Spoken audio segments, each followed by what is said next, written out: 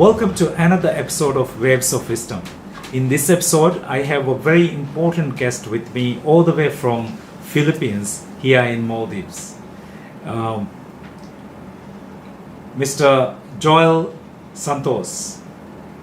He started working initially after graduating from his college at Procter Gamble and have moved on to different industries and later worked at Singapore and many other countries to get experience in different areas. We will look into how his journey of career has led him to actually finding his passion and settling down back again in Philippines, leading a leading business school, which is Thames International Business School. He is the current president. Welcome to the show. Thank you. It's great to be here in the Maldives, right? It's my first time. It's a pleasure to have you, and welcome to Maldives. And we have been meeting on and off last couple of days. You have been working with the government to actually set up the economic diversification into creative economy. And I think it's very eye-opening. Some of your sessions as well I attended. And how do you see Maldives as? Actually, I think Maldives you haven't really maximized your potential. So when people look at Maldives, they say, wow, Maldives is so successful as a country in terms of tourism. But that's only one aspect. So that's why the work we're doing here together with the ATP, the British Council, and UNDP is to help Maldives diversify its economy, because you're only doing one part of your potential, right? There's still so much potential for this country.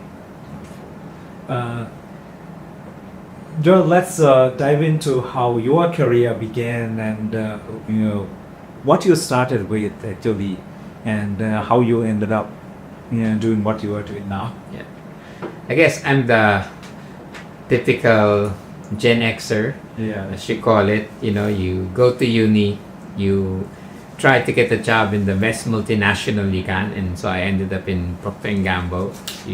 They were the highest paying job, and it's a multinational. But after 3 years of being a manager, I said that, is there something more to this, right? And because I was running the biggest soap and shampoo brand at the time. So then I got an opportunity to join a venture capitalist firm, and which was in a way more creative. You buy and sell companies, right? So I said, hey, this sounds exciting. So I joined it and eventually became managing director of this small venture capitalist firm. But then when the Asian financial crisis hit, when you're a VC during good times, everything is good, right? When a crisis hit, that's when I saw that you have to exit fast and then save your ash and your investment. And so they exited quite fast, but we were very successful still.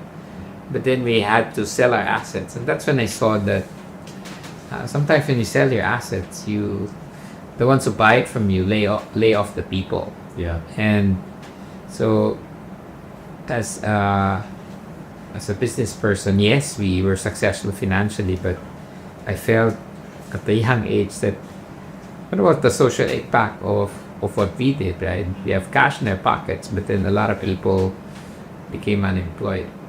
So that hit me at a young age, and so maybe my next venture should balance the business objective and maybe the social impact to it, and that's how I ended up becoming a co-founder of this college, Thames International Business School. We said, let's set up a new college, that business school that will not just focus on profits, but also the other piece, profits, people, and the planet. And so that was really how we ended up starting the business school 26 years ago.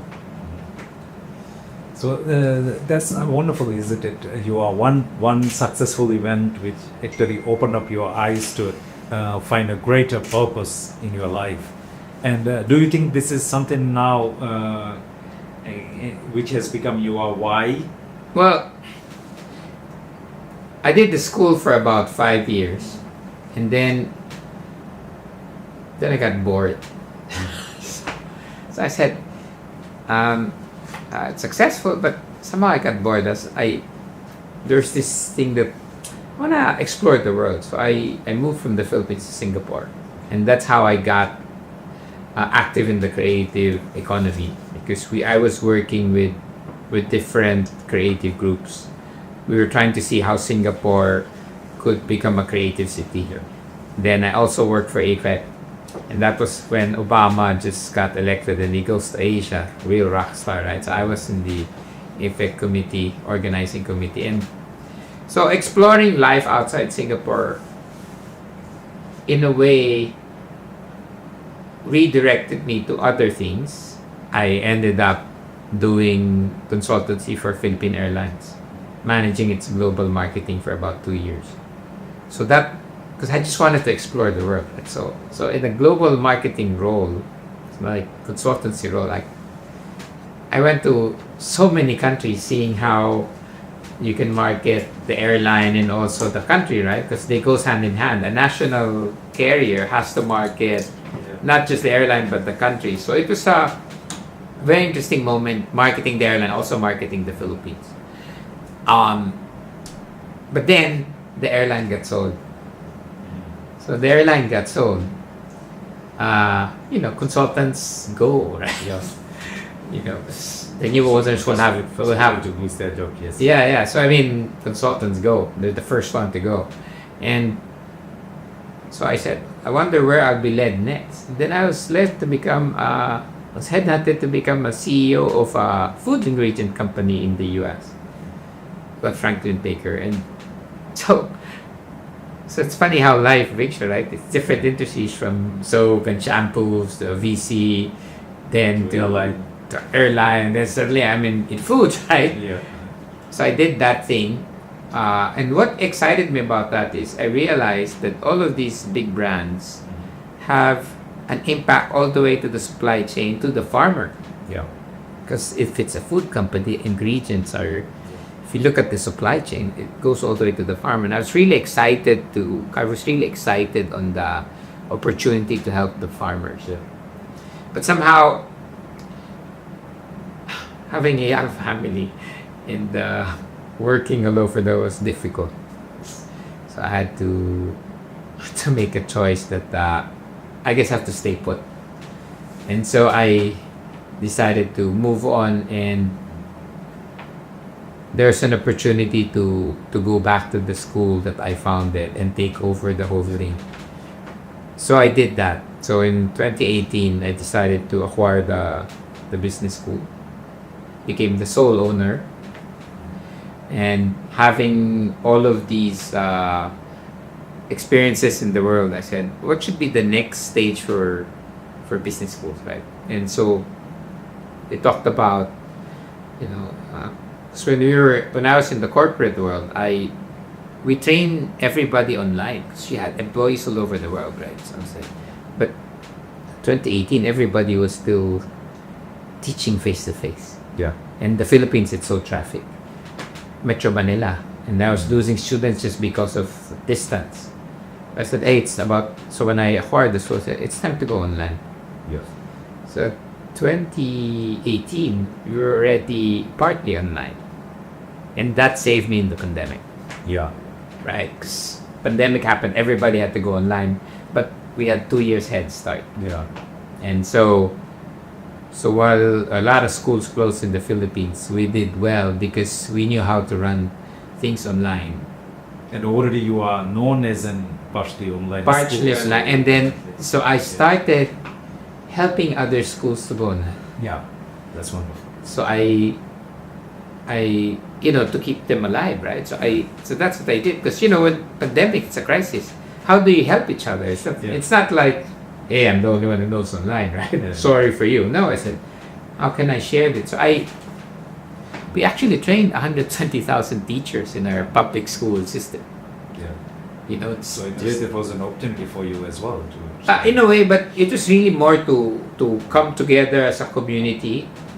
And I think the pandemic for me was a turning point because I started working with our government, the Philippine government, to do more things on capacity building.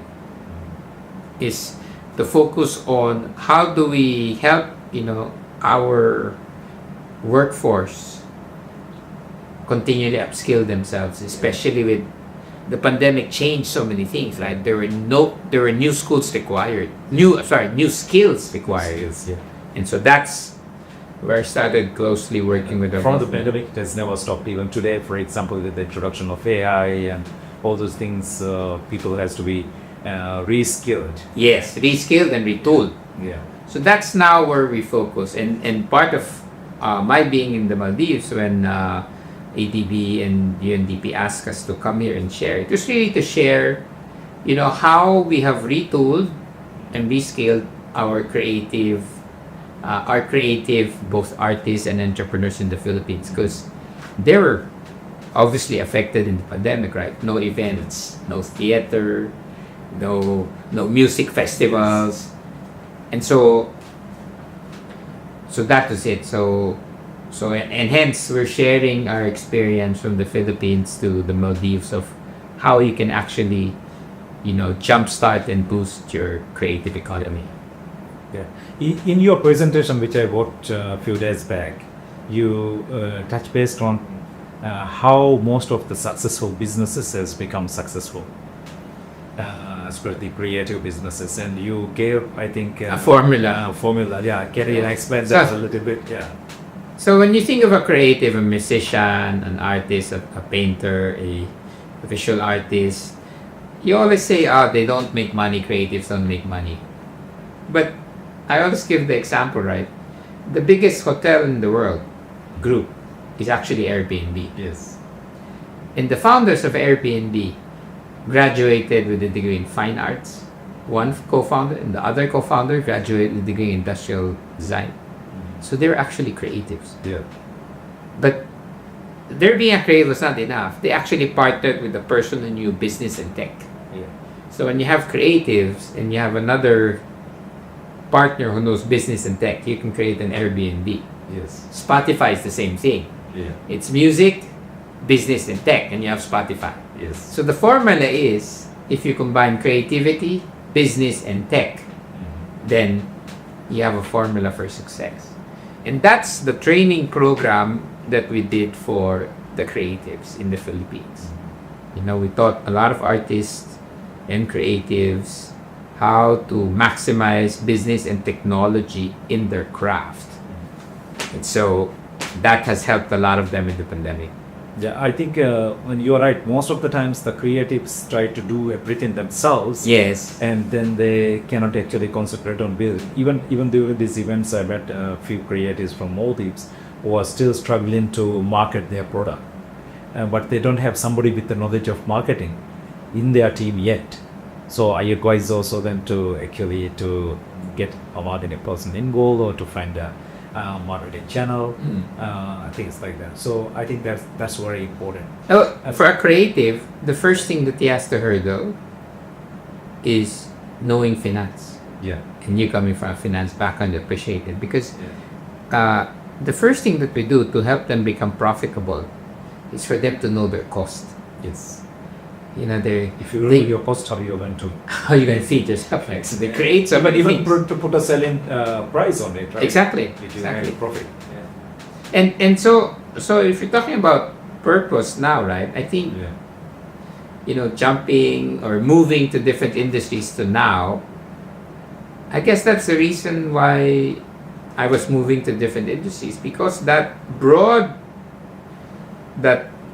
base and deep knowledge on certain industries, when you put that together, I'm now able to help more people with a different perspective, right? Because you amalgamate all that knowledge, and then I'm better prepared and have a different perspective when we train people now. Yeah. Yeah, that's very important to get this spectrum.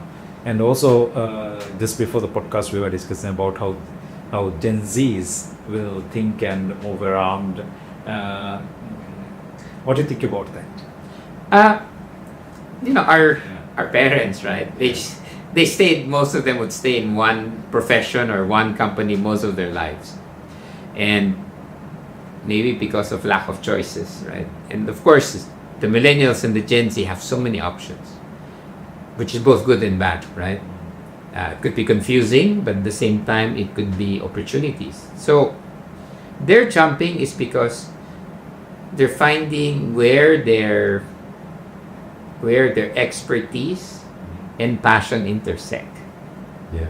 Where your expertise and your passion intersect, then you're actually gonna do well. And that's why they're jumping around, right? And the other thing about Gen Zs is that they also call the solutions generation. So beyond the expertise, their passion, they're also looking for purpose. And that's why they're jumping around. They might say, I'm good at this thing. It's also my passion, but what's the purpose of this company or this project, right? Does it align with my values, right? And so sometimes it's that, and that's why they move around. Yeah. So they are more conscious about the impact they can make to the world than their previous generations, I think, because the previous generation, especially, for example, baby boomers time, after Second World War, survival. It is just survival, right? So whichever job they get the job, earn your bread, and live forever until you can work, right, and retire. So that is how they were thinking. But you're right, Gen Zs and I don't know how Gen Alpha will start thinking. Yeah, depends who teaches them, right? Is it a person or AI, right? Yes. So because they will be the first generation who will grow up with AI. Yes. Because Gen Z were first generation to grow up with tablets and mobile phones. Digital, yes. Yeah, digital. So when there are different aspects of creative economy, right? So what is the one which is going to make, especially with the era of AI, how creatives can actually become more relevant and because even in Moody's we are talking about making this at least 15% of the economy in 10 years time. How actually the creatives can enhance, or what kind of skills they need to acquire apart from like business skills or whatever? Well, number one, AI is really going to be a useful tool for creators. For example, imagine videographers, right? If they're going to pitch, if you're an ad agency, you're going to pitch. You pitch with a storyboard, like flat piece of paper, and you talk about that or a PowerPoint. But with AI, you can actually make a mock-up video now very quickly. Yes. So to actually look to actually show your client, is this more or less the feel, right, compared to something on paper or something on a PowerPoint. So it went a step later to show a mock-up or a draft. And you can make those videos in 5 minutes. Yeah. As compared to actually doing your mock-up video, and it'll take you 2 days. So it really saves the creative time. Yes. That's not the final work. Yeah. You can never, as of this point, you cannot consider the output of the AI as final. For me, it's always a draft. Yeah. That's the first version. It's never the final. And the AI itself is evolving, right? Exactly. So it might come to a stage where we can 100% rely on it, but not yet. I think we're still, they claim it's near, but so that's one. So on the creator side, it's really going to help the creator economy because you have more tools. Yeah. But where the creatives can really take advantage of, AI will never have the emotions. There's still the need to, as we call it, the human touch. Yeah. Right? Connection, right? The human connection, and that's where going to theater, right? That's versus watching a film, right? So actually, there'll come a point that people want a digital detox. Yeah. Like my I don't want to watch a film. I'd like to go to a theater, Yes. a real person instead of a digital, because I will be craving for some human connection. So that's for me. They say that tour guides will be replaced by AR VR. I don't think so. I'd rather have a person touring me than me on my phone and just or me with the goggles walking around, right? True. I think that because again, this especially kind of theater and things like in some countries, this is actually born behind actually as a tradition. Because when we don't have all these tools, we were very much into these things. But now with the tools, with the technology, with Netflix and everything, we have actually become more digital slaves than actually those. And I think now with this technology to help us to actually go back again, because now we will have more time. Exactly. You will have more time. Yeah, last few decades actually the technology we had kept us busy more than, because the productivity and everything, because partly it needed us to work on the technology. But with this new emerging technology, I think the technology will replace a lot of tasks which we were doing with the technology, like programming, for example, or even graphic designing. So now people will have more time actually letting the AI agent to take over their task, isn't it? Yes. And go and really attend real human experiences like Well, we just hope that with the extra time, people are really going to do something more personal, right? Yes. They can use that time for other things, but we'd like to think with the extra time, you could use it for more meaningful stuff. Yeah. So, coming back to our theme of the podcast, and how important it is for someone to find their passion and align it with their values at some point of their career or life. I think it's the most important thing that you can really combine in the Japanese call it ikigai, right? But then it's really just your expertise, your passion, and your purpose aligned, right? So it's I think to have a meaningful life, you really have to find that. If not, you will just be drifting. You're not moving with a purpose. You're not running a race that's going towards a finish line. We're just running, going nowhere, right? So I think it's really critical. There was this cartoon, right? This person was going up the ladder of success. When he got to the top, he realized he was on the wrong wall. So you might be going up the ladder, but this is the right wall, right? Yes, right. That's very important. Yeah. So that's why they all have to align. And I call this is like becoming a retired, because then you have to align all these things to actually not to retire. Yeah, I don't think it's about retirement. It's not about retirement. It's evolving to the different stages in your life. Yeah. Because, for example, the tasks we were doing when we were younger are different from the tasks that we can do now. It's different expertise, different knowledge, then you can do different things. Yeah.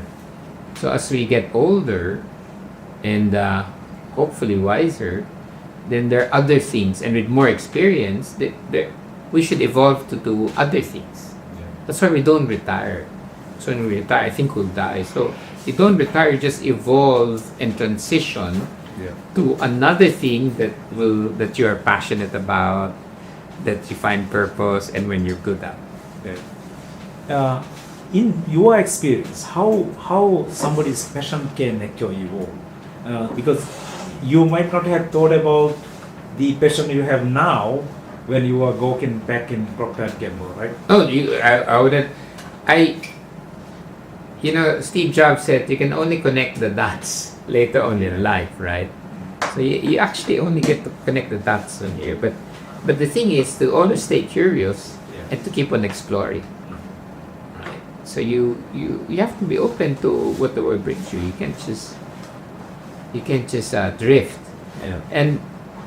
And to be really conscious of how your body feels as you go through life, right? I'm talking about your body and soul and everything. It just they have to really be aligned. So I don't think I'll be in education for the rest of my life, but it could be but it's still about helping people find themselves. So from running at school, it could just be being a personal coach or a life coach, right? Coaches. But I'm still trying to bring out Yeah.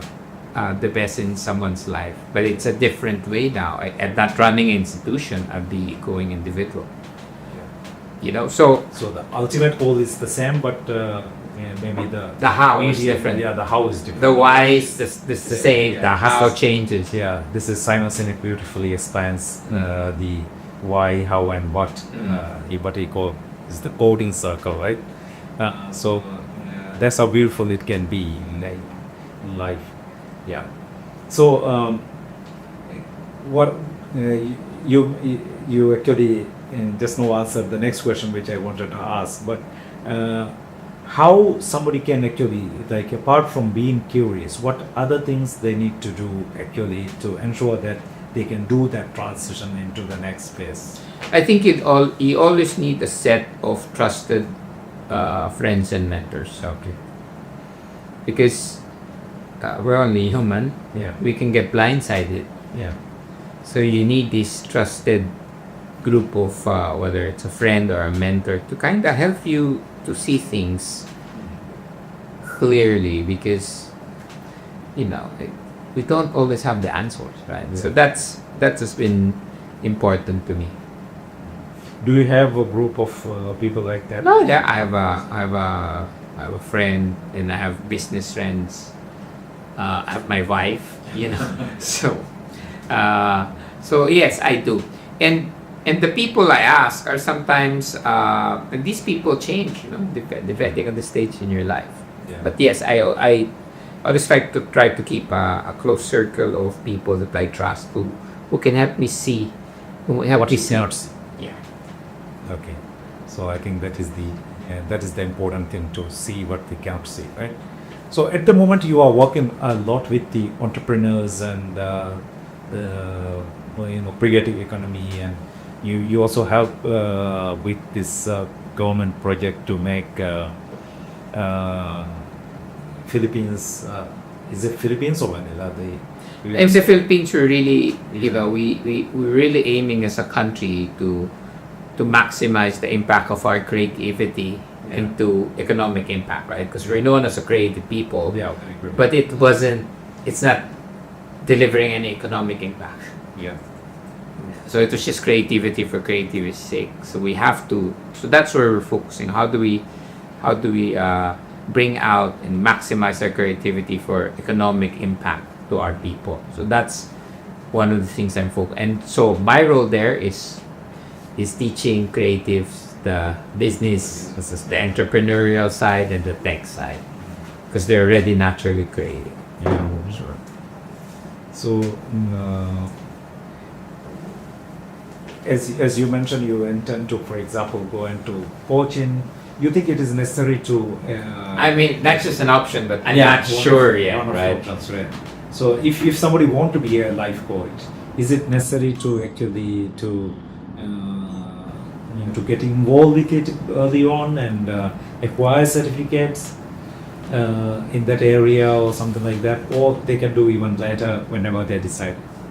Being a life coach is something you can do when you're ready.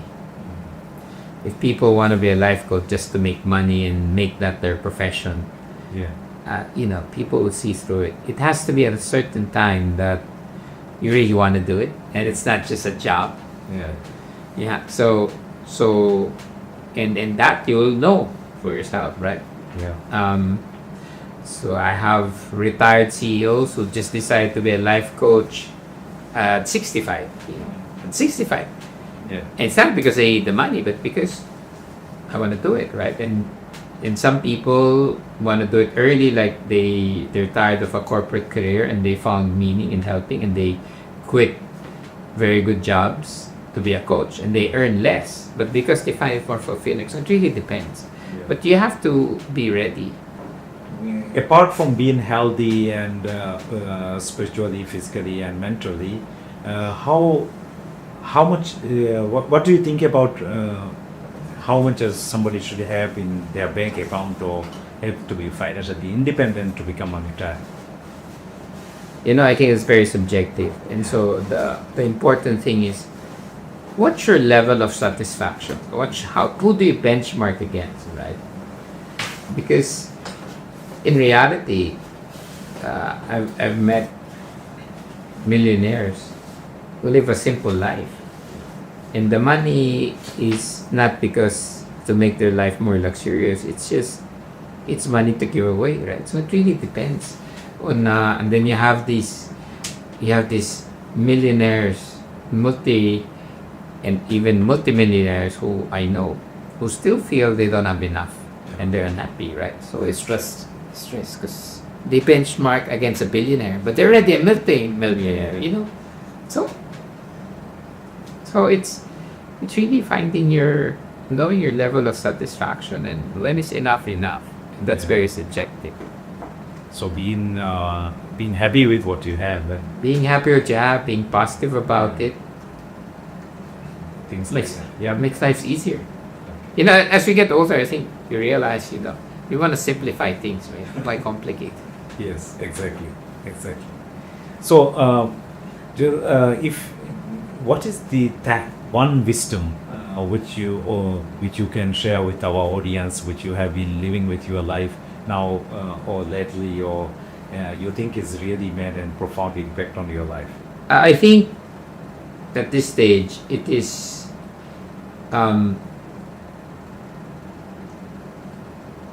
to fail fast and get up right away. There are things that happen, they might not work out well, so you fail fast and then you recover right away. I guess some of the mistakes I had is, you hold on too long to certain things, and then it depletes your resources, right? So you have less resources to do something on another day, right? So failing fast is okay, and it's really okay to fail. I think by now some people, they can't fail. They can't afford to fail. It hits them too much in their ego and everything. Right? For me, failure is just part of life, right? So I just fail fast and then just move on. And that has really helped me, particularly in the past few years, like with the pandemic and everything. So I'm only talking about the school that survived, but I had 2 other businesses that had to close. So I was running 3 companies during the pandemic, and I had to make a choice. I kept the school, I closed the 2. So 1 out of 3. Yeah. So and this is, I think, an important message for people who are starting their business as well, and to fail fast and to learn and move on, right? And how do you think AI can enable us to fail fast? I think what AI does, it helps you make scenarios of the future faster. Yeah. So it helps you, it helps you look at your probabilities faster To make a decision, right? So that's how it helps me. It helps me look at my options, look at my risks. So it's another, in a way, coach. Yeah. Or, hey, what are the risks to these things we're doing, right? To help us see the things we don't see. So that has been what's been useful for me. Of course, it's not. Then you have your other friends, and you validate. But now I have another, in a way, tool to help me validate. Combined wisdom, right? Yeah. Yeah. Okay, thank you very much, John. Thank you. It's been a pleasure speaking to you, and It is great to be with you. to get to know you and to learn some things from you. I think this is a very important message you shared. Failing fast and moving on is so important, because our life is kind of quite short, right? Yes. So we need to actually experience as much as possible and find that why and align it with our passion, right? And to carry on. Thank you very much. Thank you. Thank you. Yeah. And to our viewers, this episode has given so much information for and nuggets of wisdom to us to fail fast, to experience life, and to learn from it and keep moving on, to find your passion and purpose in your life. Until we come back again, don't forget to ride the waves of wisdom and subscribe, listen, and share our episodes with those whom you think will benefit from it. Thank you very much.